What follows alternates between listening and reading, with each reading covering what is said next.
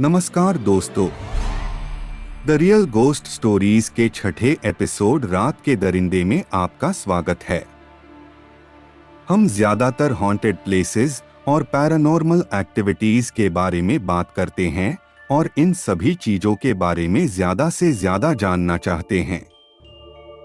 लेकिन एक लेजेंड जिसकी प्रेजेंस हमें कई पुरानी कहानियों और किताबों में मिलती है, जिसके होने के सबूत भी दिए गए हैं, लेकिन हम उस लेजेंड पे ज्यादा ध्यान नहीं देते। आज हम उसी के बारे में बात करने वाले हैं। और जो लोग पौराणिक या लोक कथाओं के जीवों के बारे में जानने की उत्सुकता रखते हैं, उनके लिए ये एपिसोड बहुत खास होने वाला है। लेकिन कहानी शुरू करने से पहले प्लीज आप हमारे चैनल को सब्सक्राइब, लाइक और शेयर जरूर कीजिए, ताकि हम बिना रुके आपको नई और रोमांचक कहानियां सुनाते रहे। तो शुरू करते हैं। वैम्पायर्स, जिन्हें हम हिंदी में पिशाच के नाम से जानते हैं, ये एक पौराणिक प्राणी है जो जीवित प्राणियों के रक्त के रूप में भोजन करके जीवित रहता है। हमें कुछ कहानियां तो पता है, जैसे कि वैम्पायर्स इंसान का खून पीने के अलावा सूर्य की किरणों से डरता है। कुछ लोग मानते हैं कि घर में लहसुन रखने से आप वैम्पायर से बच सकते हैं। इसके अलावा वैम्पायर आपकी मर्जी के बिना आपके घर में नहीं आ सकता। जानते हैं ये बातें कितनी सही है? तो हम एक सच्ची घटना के बारे में बात करते हैं। दोस्तों, सर्बिया में एक किसिलजेवो नाम का गांव है और इस गांव में सिर्फ 800 लोग रहते हैं। और ये लोग यहाँ पिशाच की सच्ची कहानी के साथ रहते हैं। ये ब्रानिवो डिस्ट्रिक्ट के उत्तर पूर्व सर्बिया में स्थित है, जहां पीटर ब्लैगोजेविच नाम के एक किसान जिसकी मृत्यु 1725 में हुई थी। कहा जाता है कि वो मरने के बाद एक पिशाच यानी वैम्पायर में बदल गया था। यहाँ रहने वाले लोगों के मुताबिक ये पिशाच 9 गांव वालों की मौत का जिम्मेदार है। ये मामला रहस्यमयी और विचित्र मामलों में से एक है। एक पुरानी ऑफिशियल रिपोर्ट इंपीरियल प्रोवाइजर फ्रॉम बोल्ड के अनुसार पीटर ब्लैगोजेविच की मृत्यु के 8 दिनों के भीतर हर 24 घंटे में 9 गांव वालों की मृत्यु हो गई। अजीब बात है कि अपनी मृत्यु से पहले प्रत्येक मरने वाले ने दावा किया कि एक रात पहले ब्लैगोजेविच ने उसका गला घोंट दिया था।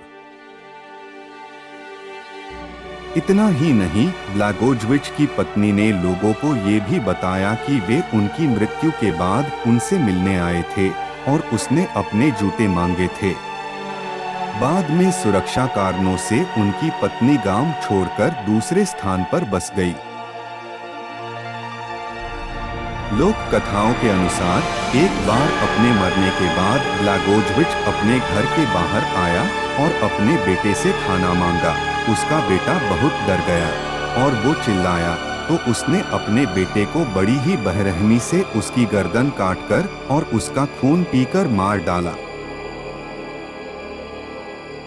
घटना के बाद सभी गांव वालों ने उसकी लाश को कब्र से निकालकर उसकी जांच कराने का फैसला किया, क्योंकि सभी घटनाएं पिशाचवाद की ओर इशारा कर रही थीं। लेकिन जब कब्र को खोला गया तो देखा कि लाश का सदना अभी तक शुरू नहीं हुआ था। इसकी बजाय लाश के चेहरे पर ताजा बाल थे। उसके नाखून भी बढ़ रहे थे, जो बेहद अस्वाभाविक, डरावना और अजीब था। बाद में गांव वाले स्थानीय पुजारी और फ्रॉम्बोल्ड, जो कि ऑस्ट्रिया प्रशासन के एक अधिकारी थे, जिन्होंने पीटर ब्लैगोजेविच की हत्या को भी देखा और रिकॉर्ड किया था। उनके पास गए और उनसे भयानक मौतों को समाप्त करने के लिए पिशाच यानी वैम्पायर को मारने और जलाने के लिए कहा। फ्रॉम्बोल्ड की रिपोर्ट में बताया गया है कि गांव वालों ने वैम्पायर के दिल के बीच में खंजर घोंपा, लाश के मुंह और कान से ताजा खून की तेज धार बहने लगी।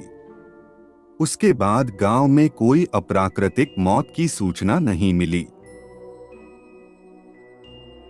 और अब करीब 3 शताब्दियों के बाद किसिलजेवो के लोग अब इस कहानी से गांव में टूरिज्म बढ़ाने की योजना बना रहे हैं।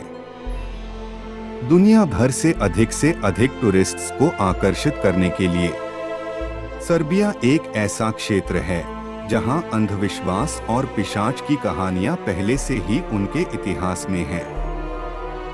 लेकिन किसिलजेवो की कहानी दूसरी कहानियों से अलग है क्योंकि यहाँ वास्तविक घटनाओं का एक अच्छी तरह से डॉक्यूमेंटेड डिस्क्रिप्शन है। लोगों को उम्मीद है कि ये लेजेंड एक चुंबक की तरह काम करेगी और बड़ी संख्या में टूरिस्ट्स को गांव की ओर आकर्षित करेगी।